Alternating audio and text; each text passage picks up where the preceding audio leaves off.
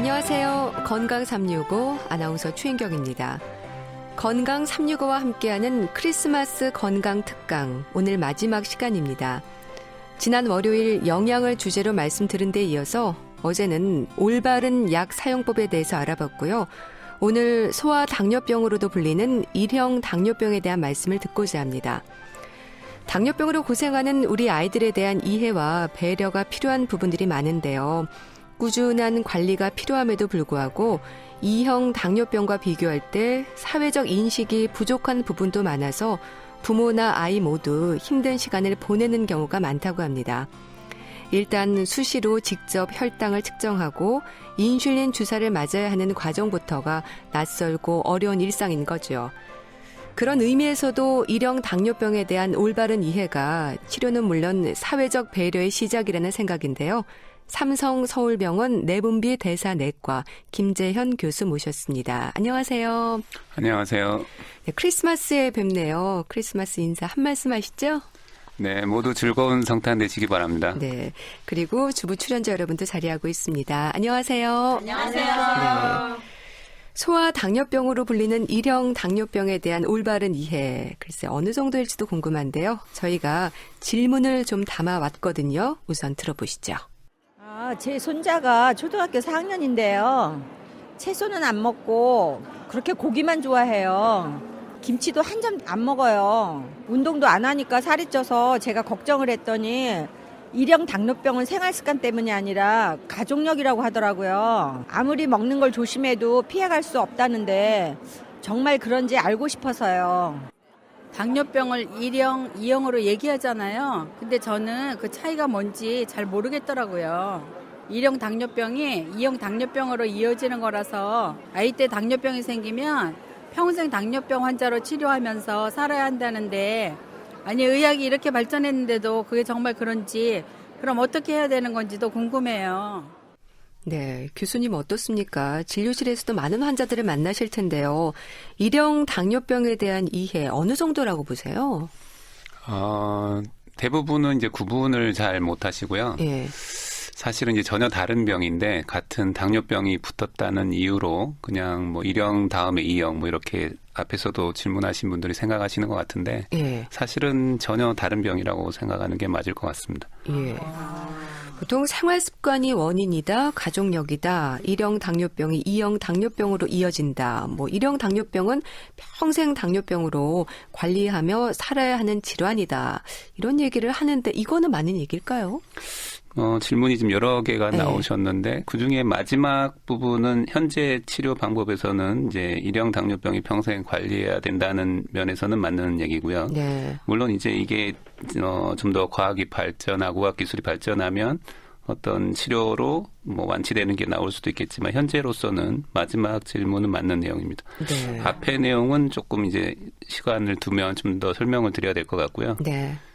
단순한 문제는 아니어서 조금 시간이 필요할 것 같습니다. 네. 알겠습니다. 박수로 시작할까요?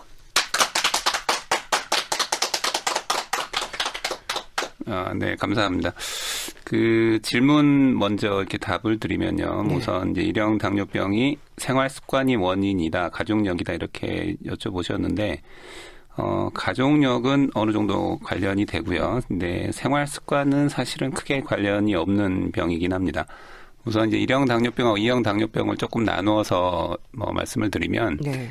이제 대개 알고 계시는 당뇨병은 이제 2형 당뇨병이죠. 이제 2형 당뇨병이 당뇨병의 종류가 굉장히 많지만 대부분을 차지하는 병이라고 생각하시면 되고, 제가 이제 환자분들께 주로 비유로 설명드릴 때 이제 자동차 비유를 많이 드리는데, 우선은 2형 당뇨병이 걸리는 가장 큰 이유는 자동차의 연식이 좀 오래되는 게 1번입니다. 그래서 네. 새 차일 때는 잘 안 걸리고요. 두 번째는 이제 차마다 엔진 크기가 있는데, 엔진 크기에 비해서 이제 짐이 좀 많이 실리는 경우가 훨씬 많습니다. 그래서 원래 차의 수명보다 좀 짧아지는 거죠. 그다음에 이제 췌장의 기능, 인슐린을 분비하는 기능을 자동차의 엔진의 능력이라고 생각하신다 그러면 엔진의 배기량이 그렇게 큰 차가 아닌데 짐이 좀 많이 실려 있으면서 이제 차의 수명이 원래 수명보다는 좀 짧게 이제 기능을 잘 못하는 경우가 이제 2형 당뇨병인 경우가 많고요. 그래서 대개의 그 치료 방법이 자동차에 이제 짐이 실린 걸 좀 빼는 쪽을 많이 권장을 합니다. 상대적인 개념인데 그것도 어떤 차는 크기가 굉장히 크기 때문에 아주 짐이 많이 실려도 또 거뜬하게 가는 차들도 있거든요. 꽤 오랫동안. 뭐 이제 흔히 보실 때 조금 그 외국 분들 중에 뭐 백인이나 흑인들은 굉장히 뚱뚱한데도 당뇨가 늦게 옵니다. 상당히. 그런 거에 비해서 아시아 쪽의 분들은 상대적으로 그렇게 덜 뚱뚱해도 당뇨병이 잘 걸리는 편이거든요. 그래서 그거는 유전적으로 차의 엔진 크기가 좀 다르다 저희가 생각을 하고 있고 버틸 수 있는 무게가 좀 다른 거죠. 그래서 같은 비만이어도 훨씬 좀 고위험군이다 이렇게 말씀을 드리고 대개는 어쨌든 이제 연세가 많아지면서 차가 이제 수명이 됐기 때문에 고장이 나는 경우가 1번이 하나 있고요. 거기에 이제 조금 상대적으로 짐이 많이 실리면서 조금 더 젊은 나이에 특히 이제 요즘은 소아에도 비만 때문에 당뇨가 오는 2형 당뇨병이 늘어나고 있는 추세이긴 합니다. 그래서 과거에 우리나라 당뇨병은 비만한 분들이 적었는데 최근 들어서는 이제 비만이 꽤 관련이 되고 비만도 외국 사람들의 그 아주 뚱뚱한 이런 비만이 아니라 상대적으로 별로 뚱뚱 안 해 보이는데도 저희는 비만이라고 말씀을 드리거든요. 그래서 그런 개념을 조금 가지시는 게 좋고 치료 방법도 그렇게 체중을 줄이거나 생활 습관에서 어떻게든 에너지 소모는 늘리고 에너지 섭취는 줄이는 방향으로 많이 이제 생활 습관을 교정하도록 말씀을 드리고요. 근데 이제 1형 당뇨병은 그런 이제 생활 습관보다는 이제 원인이 췌장의 기능이 이제 본인 스스로 면역 질환 때문에 이제 자기 췌장을 망가뜨리는 항체가 생기면서 오는 경우가 흔합니다. 그래서 본인이 꼭 생활 습관이 나쁘지 않았어도 대부분이 오는 걸로 되어 있고요. 또 이제 가족력이라고 말씀을 드리면 이제 가장 걱정하시는 게 본인이 이제 1형 당뇨인데 아이를 가지면 또 1형 당뇨가 100% 넘어가느냐 이걸 굉장히 걱정하시는데 사실은 그렇지는 않습니다. 그래서 약간 이게 구분해서 설명을 좀 드리면 가족이 부모가 있으시면 아이한테 이제 넘어갈 확률이 부모가 당뇨가 없을 때 1형 당뇨가 없을 때 넘어갈 확률보다는 한 10배 가까이 올라가긴 합니다. 우리나라에서 10배는 올라가고요. 하지만 이제 일반 우리나라에서 1형 당뇨가 생기는 비율이 북유럽에 많이 생기는 나라, 뭐 핀란드나 노르웨이 이런 나라에 비하면 한 30분의 1 정도밖에 안 생깁니다. 그래서 굉장히 낮은 빈도를 보이고 있고 한 1000명에 1명 정도 생긴다고 생각하고 있거든요. 일반인에서.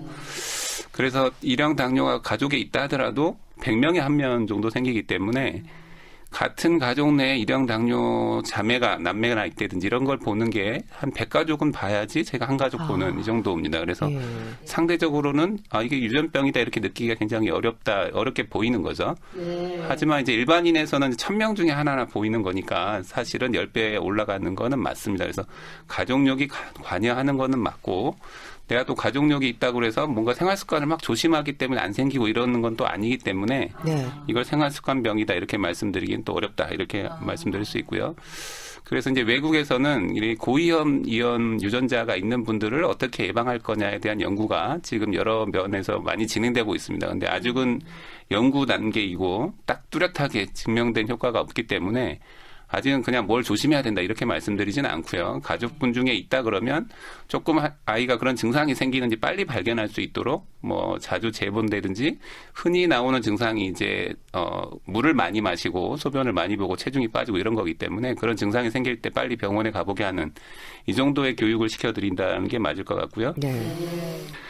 그래서 1형 당뇨병이 걸린 다음에 2형 당뇨병이 뭐 이어지고 이런 거하고는 약간 별개 문제입니다. 약간 다른 병이다 이렇게 이해해 주시면 좋겠고 대신 이제 제가 2형 당뇨병을 설명드릴 때 2형 당뇨병이 이제 오래되면 처음에는 제가 경구약을 쓰는데 경구약은 자동차로 비유를 드리면 차에 엑셀레이터 밟는 느낌이다 이렇게 말씀을 생각하시면 되는데 그래서 약을 먹으면 처음에는 약이 반응이 굉장히 좋습니다. 하지만 이제 오래 자꾸 세게 밟으면 그 반응이 똑같이 나오질 않게 되고 췌장의 기능이 이제 점점 망가지겠죠. 아무래도. 그런 경우에는 결국은 이제 외부에서 다른 차가 끌어줘야 된다고 제가 설명을 드리는데 그런 게 외부에서 들어간 인슐린이다 이렇게 이해하면 되고 결국은 주사 치료가 필요하고 췌장이 완전히 망가지게 되면 치료 방법이 1형 당뇨병에서 치료하는 것과 거의 다르지 않게 됩니다. 그래서 비슷하게 되고 그걸 저희가 이제 인슐린의 의존형이다 이렇게 말씀을 드리는데 치료 관점에서 볼 때는 1형과 2형이 나눠지는 게 아니라 이분이 엑셀레이터를 밟을 때 효과가 있는 분이냐 아니냐의 의미다 이렇게 보시면 되고 그게 안 되는 분들은 이제 거의 일형에 가까워진 분이다 이렇게 이해하시는 게 맞을 것 같습니다. 그래서 저희가 이제 1형 당뇨병을 약간 인슐린 의존형 당뇨병이라고 하고 2형 당뇨병에도 아주 오래되고 많이 진행되신 분은 그렇게 진행할 수 있다 이렇게 말씀드릴 수 있고요. 또 하나 이제 1형 당뇨병에서도 2형 당뇨병의 특징을 보일 수는 있게 됩니다. 이게 어떤 경우냐면 1형 당뇨병으로 지내다가 보면 이제 인슐린을 맞고 자꾸 이제 저혈당이 오면 좀 많이 먹게 되고 음식을 이제 많이 먹고 주사를 많이 먹게 되면 오래될수록 뚱뚱하게 되고요. 그러면 그 차에도 이제 엔진에 비해서 짐이 많이 실리는 차의 효과를 보일 수 있습니다. 그래서 주사도 굉장히 많이 들어가고 비만할 때 나오는 다른 병의 특징이 나오는 경우를 이제 1형이면서도 2형 특징이 있다 그래서 두 가지의 당뇨병이 있다 해서 더블 다이아베티스라는 표현을 하는데 두 가지 당뇨병이 같이 나오는 경우를 이제 1형이면서도 비만한 경우를 얘기한다고 생각하시면 되고요. 그런 경우에는 이제 체중 감량이나 이런 거에 대해서 따로 치료도 하고 교육도 하고 이런 치료가 동반되는 경우들이 있습니다. 이제 그런 경우는 1형이 굉장히 흔하게 많이 있고 오래되고 이런 나라일수록 많고요. 우리나라에서는 아직은 비만한 1형 당뇨병이 상대적으로 적은데 최근 들어서는 이제 유병 기간이 길면서 주사를 이제 많이 맞고 생활 습관을 이제 좋게 하지 않은 경우에는 그런 환자분들도 늘어나고 있다 이렇게 말씀드릴 수 있고요. 그러면 1형과 2형이 이제 두 가지 특징을 다 보이는 형태로 나올 수 있습니다. 그래서 그 질문에 대한 거는 이제 대답은 어느 정도 드린 것 같고요. 그래서 조금 더 1형 당뇨병에 대해서 잘 아직 오해하거나 이런 분들이 많기 때문에 병에 대해서 조금 더 설명을 드리면 제일 안타깝게 생각하는 것 중에 이제 인슐린 주사가 뭐 1형이든 2형이든 간에 치료가 필요하신 경우에 의사도 굉장히 처방하기가 쉽지 않고 그걸 이제 의사 측의 장애라고 제가 배리어 또는 장애라고 표현을 드리는데 그런 면이 있고요. 또 환자분들도 굉장히 거부하는 면이 굉장히 큽니다. 그런 게 이제 약간 저는 복합적이라고 생각을 하는데 먼저 환자분 입장에서 생각을 해본다고 하면 어디 다른 데 가서 그 배에다가 보통 이제 주사를 놓게 되는데 아무 다른 사람의 눈치를 보지 않고 아니면 시선을 고려하지 않고 이렇게 맞는 게 아직 우리나라 문화에서는 조금 어려운 면이 있다 이렇게 말씀드릴 수 있을 것 같고요. 특히 그 소아 아이들이 이제 학교나 또는 뭐 유치원 이럴 때부터 1형 당뇨가 많이 걸리니까 어려움을 겪고 있는데 그래도 조금 희망적인 부분은 몇 년 전부터 이제 그 여러 분들이 이제 수고를 해주셨는데요. 우선은 아이의 부모님들이 먼저 나선 게 하나 있었고요. 또 국가에서도 어느 정도 화답을 하셔서 여러 총리실 산하에서 여러 가지 운동을 좀 했었습니다. 그래서 이번에 아마 제가 알기로 그 총리실에서 그 일을 담당하셨던 공무원이 아마 제가 상을 받은 걸로 알고 있는데, 예를 들면 이제 몇 가지 문제가 그 당시에 있었는데, 유치원에 입학할 때, 이제 유치원에서 부담스러우니까 약간 이제 아이를 받는 걸 거부한다든지 이런 문제가 있었고요. 그래서 영유아 보건법이었죠. 그 당시 이제 개정을 해서 조금 먼저 입학할 수 있게 이런 혜택들이 갔었고, 그 특히 그런 유치원도 보건소에 담당하시는 간호사가 있는 데를 먼저 배정을 받는다든지 이런 부분들이 좀 해결이 됐었고요.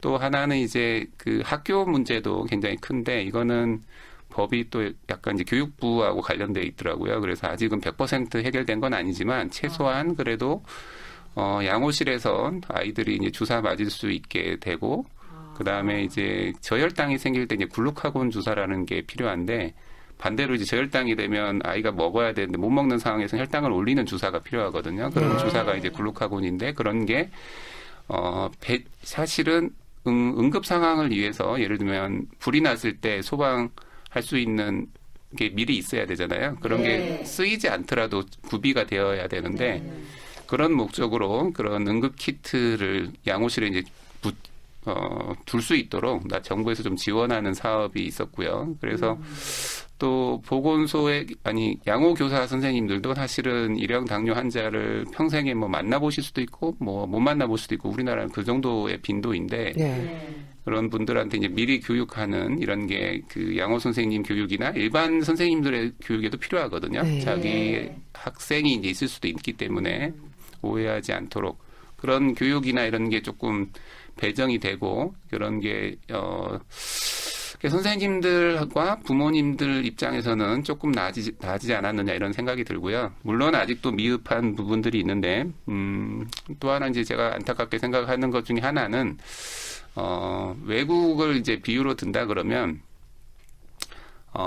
북유럽이 굉장히 선진국병이어서 백인들이 많기 때문에 어떻게 하면 좀 좋은 모델이냐라는 건 그래도 잘 만들어져 있는 병이긴 합니다. 그런 네. 부분을 제가 좀 빨리 찾을 수 있는데 가장 큰 차이 나는 부분이 이렇게 아주 후진국인 경우에는 인슐린을 주지 못해서 이렇게 아이들이 죽어가는 경우들도 있거든요.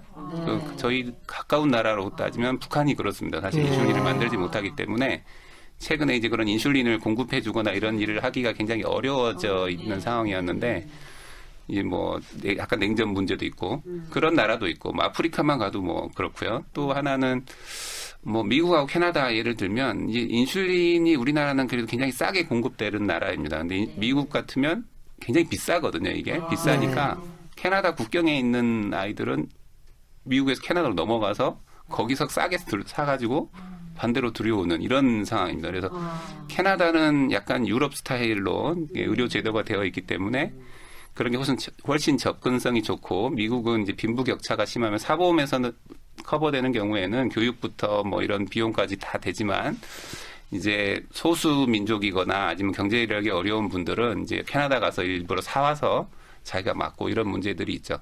그래서 북유럽이 잘하고 있는 거를 보면 아이가 이제 처음에 발병을 하면 병원에서 학교 전체를 교육할 수 있게 그 아이의 반에 가서 의사 선생님이 가서 선생님과 아이의 선생님과 학생들을 교육하는 이런 것까지도 만들어져 있거든요. 그러니까 굉장히 수준 차이가 나고요. 최근에 고등학교 3학년에 수능 시험 보잖아요. 이제 시험을 보면 요즘은 이게 그 혈당계가 손끝에서 재는 게 아니라 그 연속으로 모니터링 되는 연속혈당 측정기를 쓰게 되는데 그게 사실은 우리나라는 스마트폰의 데이터가 나옵니다. 이게 스마트폰의 데이터가 나오는데 그래서 원래는 스마트폰 말고 기기에서 혈당 데이터를 볼 수 있는 기기도 있는데 우리나라는 그게 수입이 안 되고 있거든요. 그러니까 이제 기기 회사가 만들 때 스마트폰에만 될 수 있게 우리나라에서 허가를 해줬고 수입을 했는데 시험 보러 갈 때는 스마트폰을 들고 갈 수가 없어요. 우리나라 그렇죠. 지금. 그다음에 하다못해 이런 핸드폰에서도 그 워치 이런 폰에서도 볼 수 있는데 이것도 들고 갈 수가 없으니까 기기를 쓰더라도 갑자기 이제 쓸 수 없는 상황이 되는 거죠.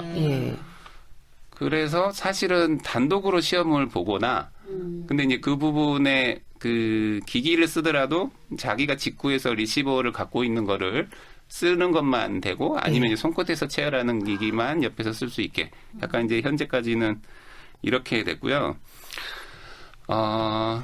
그것도 사실은 작년 올해 이제 처음 그런 게 통과가 돼서 아이들이 가서 시험 볼 때도 혈당도 잴 수 있고 이런 게 조금 이제 해결이 됐다 이렇게 얘기할 수 있고요.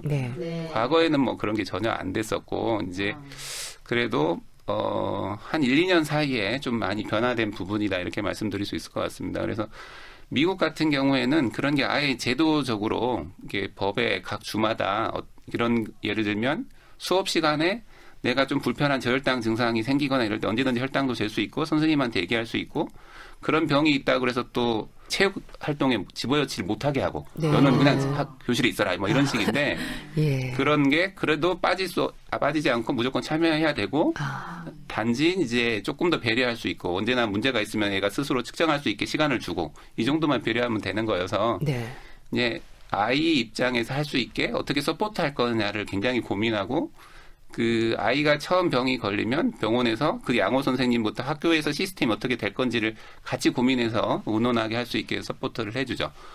이제 그런 정도까지 수준이 가려 그러면 이제 저희가 조금 더 노력해야 되지 않느냐 이런 생각이 하나 들고요. 성인도 이제 또 비슷한 부분이 있는데 예를 들면 사실 이제 회사에서도 그 아이가 물론 성장해서 다 사회에 나가기도 하고 성인에서도 우리나라에서는 사실 일형 당뇨가 굉장히 많이 생깁니다. 그래서 전체 환자의 한 75% 정도가 성인이거든요. 그래서 이제 소아에서도 어떻게 할 거냐도 문제지만 성인은 이제 어떻게 잘 케어하고 사회에서 문제 없이 함께 잘 살아갈 수 있을까를 고민해야 되는데 굉장히 그게 어려운 부분이 있습니다. 이렇게 참 얘기해 보면서 제가 많은 거를 배우고 느끼는데 네. 예를 들면 자기가 직장에서 내가 이런 병이 있다 이렇게 자신 있게 얘기할 수 있는 분위기가 아직도 많이 멀었다라는 게 안타까운 부분이 있고요. 워낙 또 경쟁 사회다 보니까 내가 이런 걸 노출했기 때문에 승진하거나 아니면 누구한테 이제 평을 받을 때 감점이 되지 않을까 이런 생각들을 되게 많이 하거든요. 네. 하다못해 본인이 소아과 의사인데 큰 병원의 소아과 의사인데 그 병원에 다니지 못하고 저한테 다니거나 예. 그런 분도 계시고 그런 분 꽤 있으셨어요. 뭐 소아과 뭐 인턴을 다른 병원 사는데 저희 병원에 와서 말을 못 하는 거죠. 뭐 아니면 뭐 한의사 선생님인데 뭐 아니면 변호사인데 뭐 세무사도 있고 뭐 약간은 어떤 면에서는 저는 좀 또 이런 병이 있어도 공부도 잘해서 이렇게 훌륭하게 되셨다라는 거는 굉장히 자랑하고 싶은데 예. 또 거기 그런 상황에서도 또 나름 경쟁이 있고 내가 그곳에서 쉽게 노출하지 못하고 이런 게 우리나라 사회다 아직 이런 느낌이 들고요. 사실은 제가 이제 자신 있게 다른 모르는 분들한테 말씀을 드리면 일형 당뇨가 있는데도 불구하고 자기 관리를 잘해서 공부를 잘한 친구다 그러면 저는 그분이 훨씬 더 그 일에 더 잘할 수 있는 분이다라고 자신 있게 말씀드릴 수 있습니다. 네. 이게 굉장히 어려운 일이거든요. 예를 들면 제가 굉장히 운동을 저도 좋아하기 때문에 이렇게 헬스를 하셔가지고 몸이 굉장히 탄탄하고 몸매가 멋있는 사람들을 굉장히 존경하는 중에 하나인데요. 그걸 해본 사람은 알거든요. 이거를 유지하기 위해서 얼마나 노력하고 자기 관리를 하는지. 약간 일형 당뇨가 있는데 뭔가 다른 부분에서도 전문가가 됐다. 2배로 더 노력하신 분입니다. 자기 관리를 하는 분이고.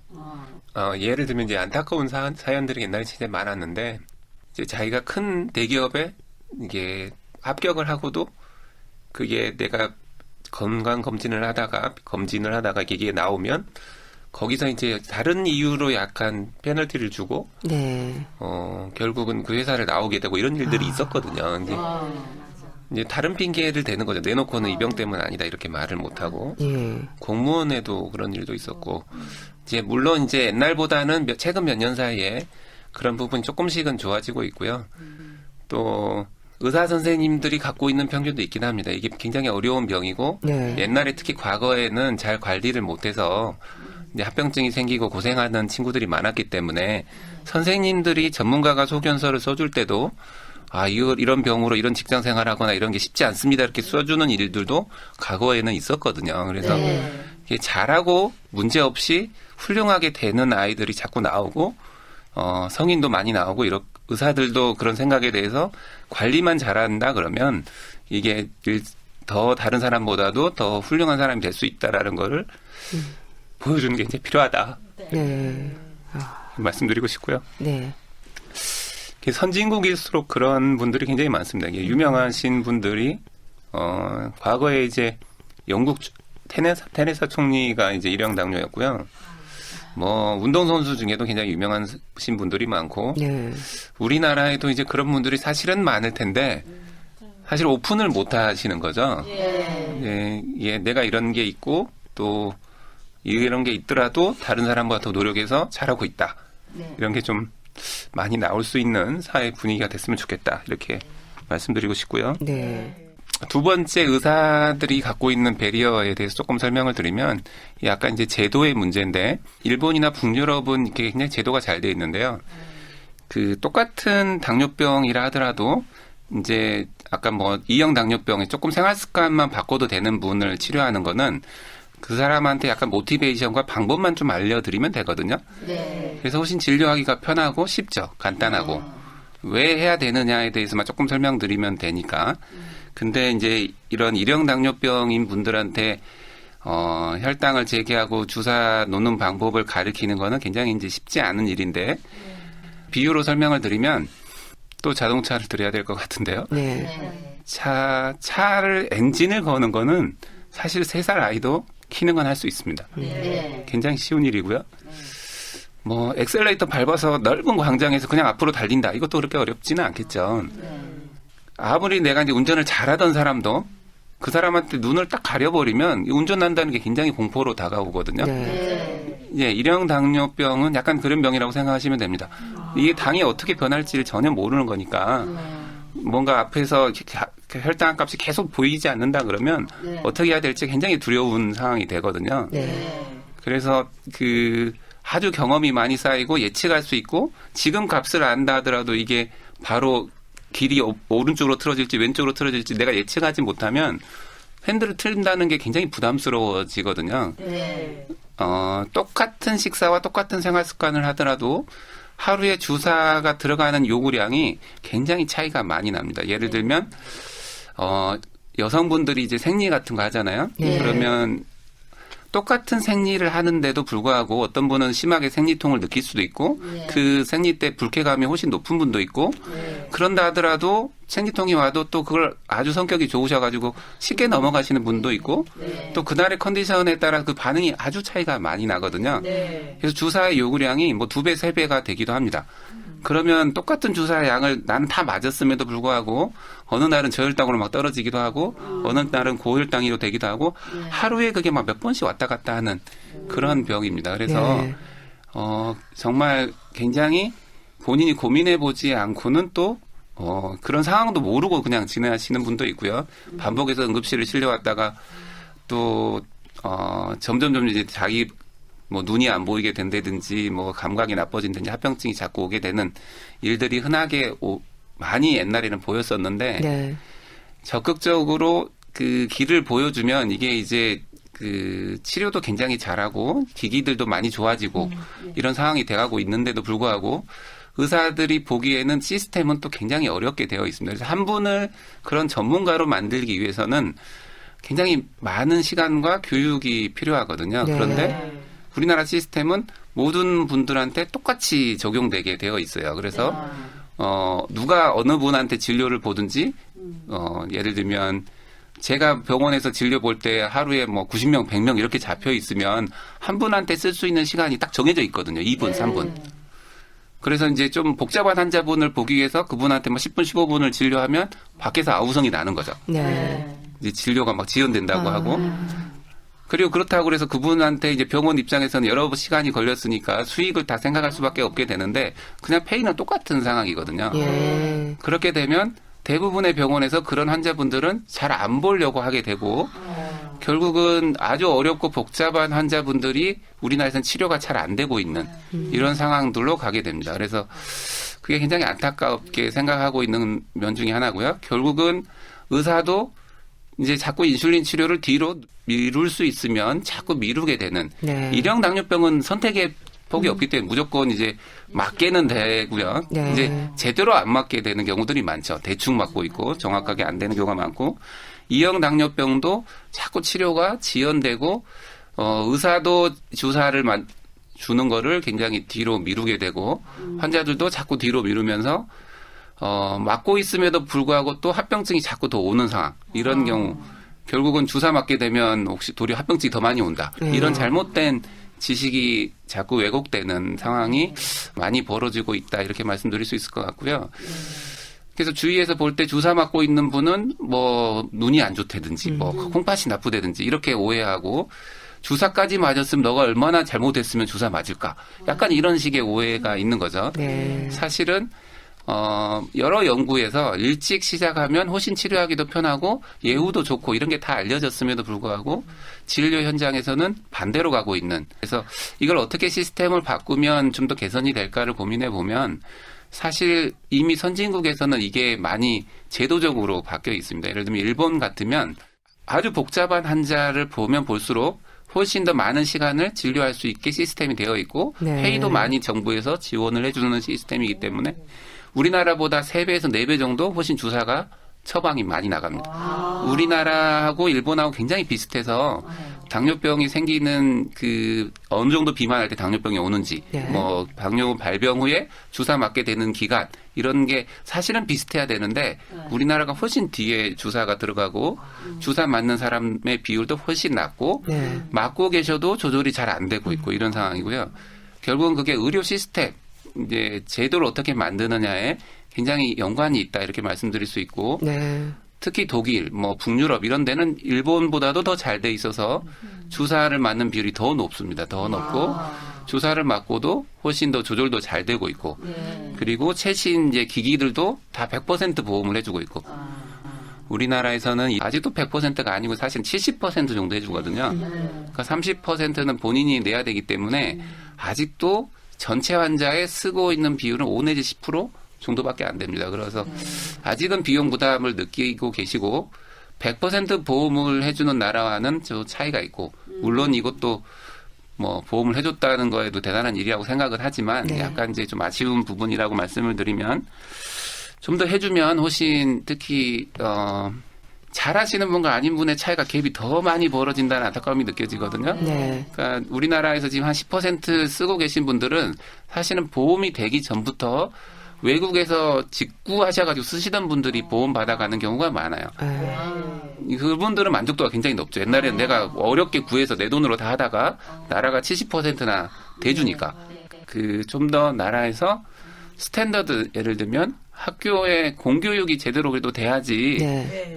누구나 이렇게 똑같은 어느 정도의 치료든 받을 수 있는 사회를 만들어야 된다는 면에서는 네. 아직도 좀 더 많이 가야 되지 않을까라는 생각이 듭니다. 네. 자, 건강 365 크리스마스 건강 특강 1형 당뇨병에 대한 설명을 듣고 있습니다. 교수님 말씀 중에 너무 안타까운 상황들이 떠오르셨나 봐요. 울컥하셨는데 저희도 그 어려움을 조금이나마 느낄 수 있었습니다. 그러니까 1형 당뇨병의 올바른 치료와 또 치료 환경을 위한 배려가 필요하다는 생각이 드네요. 건강 365 크리스마스 건강 특강 1형 당뇨병을 주제로 말씀 듣고 있는데요. 삼성 서울병원 내분비 대사내과 김재현 교수와 함께하고 있습니다. 자, 인슐린 주사에 대한 편견이 환자들에게는 또 상처가 될 수 있다는 얘기도 해주셨는데 치료에 있어서도 어려운 부분들이 많죠. 네, 조금 이제 그 전문적인 얘기를 좀 드리면 예. 저희가 이제 인슐린은 선택을 사항이 아니라 무조건 필수로 가야 되는 거니까 인슐린을 어떻게 놓을 거냐에서는 사실 선택 사항이긴 합니다. 예를 네. 들면 그 인슐린 주사가 이제 종류가 여러 개가 있는데요. 펜이라 그래서 주사기로 본인이 필요할 때마다 이렇게 놓는 방법이 있고요. 인슐린 펌프라고 해서 기기를 달고 있으면 기기가 계속 연속적으로 인슐린이 들어가게 세팅할 수 있는 기기들이 있습니다. 그래서 예. 선진국에서는 대개 한 50%까지도 이제 펌프를 많이 선택하는데요. 우리나라에서는 일형 당뇨에서 펌프 쓰는 비율이 사실은 5%가 안 됩니다. 굉장히 낮고요. 이제 내년 1월부터 펌프가 이제 보험이 일부 70% 정도 나라가 이제 지원해주고, 물론 이제 그게 비싸고 기능이 좋은 펌프를 해주는 게 아니라 가장 싼 가격의 펌프를 기준으로 70% 해주기 때문에 여러 가지 좋은 기능이 있는 펌프는 여전히 이제 본인이 추가로 다 부담해야 되는 이런 면은 있고, 네. 펌프를 아주 제대로 잘 쓰게 하려 그러면 이제 약간 비유로 드리면 처음에 저희가 스마트폰 나올 때 아니면 요즘 나오는 스마트폰 복잡한 스마트폰 저도 최근에 스마트폰을 바꿨는데 그 기능을 다 못 쓰거든요. 네. 맞아요. 근데 상당수의 부분들은 전화만 걸고 계시거나 예. 기껏 사진 정도 찍거나 뭐 이 정도인데 우리나라에서 펌프 쓰고 계시는 분들의 대부분은 그 정도입니다. 그래서 펌프를 달고 있음에도 불구하고 그 많은 유용한 기능들을 제대로 못 쓰는 거죠. 그런 이유는 그런 거를 교육할 수 있게 병원에서 교육할 수 있게 시스템이 잘 안 되어 있습니다. 교육을 해도 제대로 시간을 확보하거나 페이를 보험에서 해주거나 이런 게 안 되기 때문에 그냥 달아주고 그냥 알아서 해라. 약간 이런 식의 치료가 되고 있는 경우가 많고 의사들도 펌프를 달아주려고 잘 하지를 않습니다. 네. 그래서 외국에 비해서 너무 낮은 부분의 비율이 되고 있고요. 사실은 두 개를 다 본인이 경험해보고 내가 그래도 나는 이게 편하다 이렇게 선택할 수 있게 해주는 나라가 굉장히 좋은 나라고 그렇게 되면 한 절반 정도가 나는 펌프를 하겠다. 나는 그래도 펜을 하겠다. 이렇게 되는 걸로 되어 있고요. 그게 이제 둘 다 장단점이 있는데 펜은 이제 언제든지 필요할 때마다 내가 자꾸 찔러야 되기 때문에 사실은 외부에서 시선이 좀 더 불편하게 느껴지는 나라일수록 좀 더 주저하는 사용법입니다. 예. 그러니까 우리나라가 굉장히 그런 나라임에도 불구하고 펜을 쓰고 있는 거는 펌프에 대해서 교육할 수 있는 시스템이 진짜 안 되어 있다 이렇게 할 수 있고 예. 사실 이제 펌프는 외부의 시선은 많이 그래도 조금 벗어나 있다고 할 수 있거든요. 이제 진짜 펌프를 달았을 때 불편한 거는 뭐 이렇게 그 목욕하러 가서 대중 목욕탕 이런 데 가면 굉장히 불편해지고요. 뭐 수영장에 간다. 이래도 불편해지고 남의 눈이 의식이 되고 사실 잘 때 조금 불편합니다. 이거 달고 잔다는 게 선이 하나 달려 있기 때문에 뭐 이렇게 뒤척이다 보면 이게 빠져 있기도 하고 뭐 이런 일들이 생기거든요. 네. 그리고 뭐 젊은 부분은 부부관계 할 때도 뭐 불편하다고 하신 분도 있고 이게 뭔가 튜브가 나의 몸에 달려 있고 또 아이들 같으면 그래도 크기가 이게 그 스마트폰 아주 작은 스마트폰 정도 크기는 되기 때문에 뭐 어디 호주머니나 이런 데 안에 몰래 넣어놓고 있고 이래야 되거든요. 그래서 네. 그 자체도 약간 불편함이 있긴 합니다. 그래도 뭔가 주사를 남한테 노출 안 하고 언제든지 내가 버튼으로 눌러서 할 수 있다라는 장점이 있기 때문에 그냥 의식하지 않는 나라에서도 펌프가 한 50%까지는 쓰이거든요. 예. 팬이 훨씬 남의 눈을 의식하는 건데 교육을 잘할 수 있고 국가적으로 서포트가 된다 그러면 제 생각은 50%를 넘게 펌프가 쓰이지 않을까 이런 생각을 하고 있고요. 네. 이제 작년 한 1년 한 6개월 전부터 이게 펌프의 소모품 정도 이게 펌프 기기 말고 소모품이 또 비용이 드는데 그 부분에 아주 국산 저렴한 거는 나라에서 다 커버해주는 정도는 했었거든요. 근데 이제 내년 1월에 펌프 기기 중에 아주 싼 가격 기준에 한 70%를 또 나라가 조금 도와주는 뭐 이 정도를 합니다. 근데 좋은 기기는 아직도 여전히 본인이 해야 되고 나머지 30%도 본인이 내야 되기 때문에 아직도 아마 처방이 많이 나가지 않을 거다라는 우려가 하나 있고 네. 또 이제 이걸 교육해 주는 게 굉장히 어려운데 그게 아직은 의사들이 교육할 때 본인들이 또 지금 100% 비보험으로 이렇게 교육비에 대해서 받아야 되니까 그걸 또 잘 안 하려고 하시거든요. 그래서 그런 부분이 장애가 될 거라는 우려가 있는데 아무래도 그 선진국을 따라가려 그러면 이제 단계별로 뭐 가겠지만 조금 이제 주위에 관심이 있는 분들이 그래도 옛날보다 많이 늘었고 정부에서도 적극적으로 서포트해 주려는 노력들을 하기 때문에 몇 년 내로 그래도 선진국에 많이 쫓아갈 수 있지 않을까라는 생각은 해봅니다. 네. 그래서 그 CGM이나 펌프 또는 이제 CGM과 펌프, CGM이란 연소결당 증척기고요. 펌프가 이제 두 개를 같이 쓰고 있는 분들이 선진국에서는 점점점 늘어나고 있고 대다수가 돼가고 있고 국내에서도 이제는 이제 내년부터는 조금씩 늘어나지 않을까라는 기대가 있고요. 네. 두 개가 이제 자동으로 결합이 돼서 환자분이 막 복잡하게 계산하지 않아도 스스로 계산해주고 혈당을 조절해주는 건 이제 인공췌장이라고 하는데 외국 선진국에서는 그런 연구가 굉장히 활발히 일어나고 있고요. 네. 국내에서는 사실은 외국에서 아직 허가되지 않았지만 이제 환자 단체나 환자분들이 임상 연구 되던 거를 이제 공개를 해가지고 본인이 스스로 다운을 받아서 아주 전문가 정도 수준이 되신 분들이 그런 인공췌장의 기능을 갖고 있는 거를 쓰고 계시는 분들이 국내에도 한 50분에서 한 100분 정도 됩니다. 네. 특히 이제 엄마들이 아이들한테 그런 걸 달아서 해주시는 분들이 한 100분 정도 되고요. 네. 그런데 이제 선진국은 그런 게 제도권 내에 들어올 수 있게 임상 연구를 나라에서 지원을 하고 레귤레이션이 받을 수 있고 병원에서도 쓸 수 있게 이렇게 하려고 노력하고 있는데 네. 국내에서는 아직 그게 안 되고 있는 게 굉장히 안타까운 부분입니다. 네. 이게 어떤 문제가 있냐면 예를 들면 이제 그런 그 인공췌장 저희가 오픈 APS라고 얘기하는데 무슨 뜻이냐면 누구한테나 쓸 수 있게 공개해 버린 거거든요. 예. 예를 들면 그 마이크로소프트 컴퓨터를 쓰는데 저희가 아무나 그 사가지고 불법 복제해서 쓸 수는 없잖아요. 그런 거는 누군가가 이제 팔고 레귤레이션을 받으면 그 회사가 책임을 지고 문제가 생겼을 때 보상도 하고 네. 이런 게 되어 있는데 지금 그런 오픈돼 버린 거는 그런 주체가 없는 거죠. 네. 그래서 문제가 생기면 내가 책임지겠다. 이런 걸 각서를 쓰고 환자분들이 스스로 하는 거거든요. 예. 그래서 병원에서도 이걸 쓰셔라 이렇게 권유를 할 수가 없는 거죠. 누군가에게 책임을 문제가 생겼을 때 물어보고 할 수 있는 주체가 없기 때문에 네. 그래서 이제 미국 같은 데서는 그거를 국가가 한 NIH라고 하는 국가기관에서 돈을 주고 이게 실제로 문제가 없는지 확인을 하는 임상시험을 하고 그게 굉장히 비용이 많이 듭니다.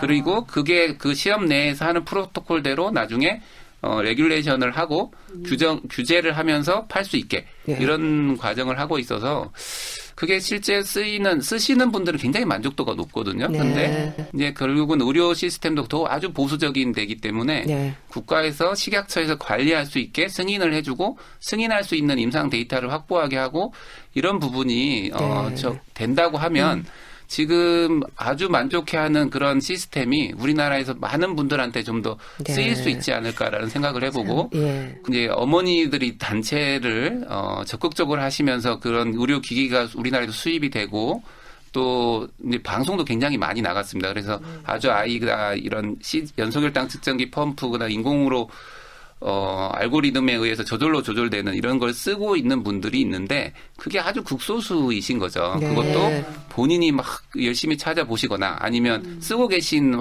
엄마한테 물어봐서 이게 해결해야 되는 이런 단계이거든요. 병원은 단지 그 쓰고 계신 거에 대해서 별 문제 없는지 뭐 병원 검사로 봐줘야 되는 이 정도밖에 할 수가 없는 상황이기 때문에 이게 제도권으로 양성화되는 게 굉장히 저는 필요하고 그럴 때 더 많은 분들한테 좀 혜택이 될 수 있지 않을까. 그러려면 국가가 좀 그런 임상 연구에 지금은 보통은 그 기업이 하는 경우는 기업에서 그 돈을 대는데 이건 그런 주체가 없어요. 왜냐하면 누군가가 그걸 하려면 내가 투자하고 이익이 남은 걸 생각하고 투자하는 건데 그런 주체가 없어서 이건 나라가 해야 되는 일이라는 생각이 들고 좀 국가가 그런 부분에 관심을 갖고 해주면 좀 더 빠른 시간에 꼭 필요한 환자들한테 훨씬 편한 기기들을 쓸 수 있지 않을까 이런 생각이 듭니다. 참 여러 가지 지원이 필요하지 않을까 싶네요. 교수님, 소아당뇨병의 위험에 대해서 새삼 또 느끼게 되는데요. 이런 경우에는 소아당뇨병을 의심하고 검사받아야 한다. 이런 부분에 대한 조언을 좀 해주시죠. 뭐 당뇨병의 아이가 만약에 좀 물을 굉장히 많이 찾고 뭐 화장실에 특히 밤에 뭐 소변이 마려워서 자꾸 깨고 몸무게가 조금 뭐 빠지고 그다음에 피곤해하고 이런다 그러면 당뇨병을 굉장히 의심해야 하고요. 소아당뇨에 우리나라에서는 이제 1형 당뇨나 2형 당뇨가 약간 거의 비슷한 비율까지 됐거든요. 그래서 2형 당뇨는 이제 비만한 경우에 많이 걸리기 때문에 아이가 좀 그 평균 체중 이상으로 많이 나가고 그런 경우에는 그런 상황에서 좀 화장실을 자꾸 가고 뭐 물을 많이 마시고 이런다. 특히 뭐 당이 높을수록 단 걸 더 많이 찾게 되어 있습니다. 그런 경우에는 당뇨병을 의심해 보셔야 되고 뚱뚱하지도 않지만 그런 증상이 또 전형적인 1형 당뇨에서 나오기 때문에 뚱뚱하지 않고 그런 생활 습관이 나쁘지 않다 하더라도 똑같이 갈증 나고 뭐 물을 많이 마시고 이런다 그러면 병원에 가셔서 꼭 검사를 해보는 게 필요하다고 말씀드릴 수 있을 것 같습니다. 자, 오늘 1형 당뇨병을 주제로 말씀 들었는데요. 이번에는 함께 자리한 주부 출연자분들 질문 받겠습니다. 질문해 주시죠. 저희 손자가 초등학교 6학년이에요. 저한테는 보석 같은 아이인데 아들 하나에서 태어났으니까. 근데 그냥 고기만 먹고 그래서 살이 좀 많이 쪘어요. 키는 나만한데 한 70kg 나가요. 그래서 검사를 했는데 약간 단기가 있다고 하는데 아직은 약 먹이기는 너무 안타까웠고 계속 먹어야 된다고 그래가지고. 근데 어떻게 이 아이를 좀 조절해야 될까 좀 궁금합니다. 이제 본인 아이가 그 동기부여가 되는 게 저는 가장 중요하다고 생각하는데요. 이제 그 약간 비만에서 오는 소아당뇨라고 말씀드릴 수 있을 것 같아요. 2형 당뇨죠. 1형 당뇨는 아니시고. 그 아까 자동차 비유를 드렸는데 이제 나이가 어리거나 젊을수록 사실은 자동차 연식으로 따지면 굉장히 새 차인데 고장이 나는 거잖아요. 그러니까 차 엔진에 비해서 굉장히 짐이 많기 때문에 오는 거여서 그걸 본인이 이해하는 게 굉장히 중요합니다. 그래서 대개 이제 그런 이유에 대해서 설명을 드리면 대개는 굉장히 체중을 많이 빼오시고 그러면 뭐 아주 건강해집니다. 그래서 특히 하루가 빠르게 빨리 할수록 효과는 더 좋은 걸로 되어 있고요. 네. 그래서 운동도 굉장히 중요하고 사실 이제 살 빼는 부분에서 가장 중요한 거는 운동이 차지하는 비중도 중요하지만 먹는 게 더 중요합니다. 더 중요해서 그 먹는 것도 사실은 저희가 유전이라고 말씀드리는 거는 어떤 거냐면 습관이 가족이 공유하고 있거나 그 아이가 생활하는 환경에서 같이 먹는 친구들까지도 같이 봐주셔야 되고요. 그런 부분에 어떤 습관에서 자기가 잘 못 이해하고 있거나 그다음에 이제 기호가 되는 게 습관인데 자꾸 선택하게 되면 좋아하는 음식들이 굉장히 이제 칼로리 많고 이런 음식들을 선택하는 경우도 많거든요. 근데 그런 부분을 함께 같이 봐주고 같이 고민해주고 혼자 네가 알아서 해라 이러는 게 아니라 주위에서 서포트를 해주시면 사실은 뭐 자꾸 약으로 제가 자동차 엑셀레이터 밟는 거라고 말씀드렸는데 그런 것보다는 엑셀레이터 안 밟고 차가 갈 수 있게 해드리시는 게 훨씬 장기적으로는 차 엔진이 오래 가게 하는 일이다 이렇게 이해하시면 되고 네. 대개는 그런 동기부여를 해주는 게 가장 중요하다 말씀드릴 수 있을 것 같습니다. 자, 또 다른 분 질문 주시죠. 저희 아이는 30개월 된 남자아이인데요. 빵 종류를 좋아하고 밥을 잘 안 먹어요. 네.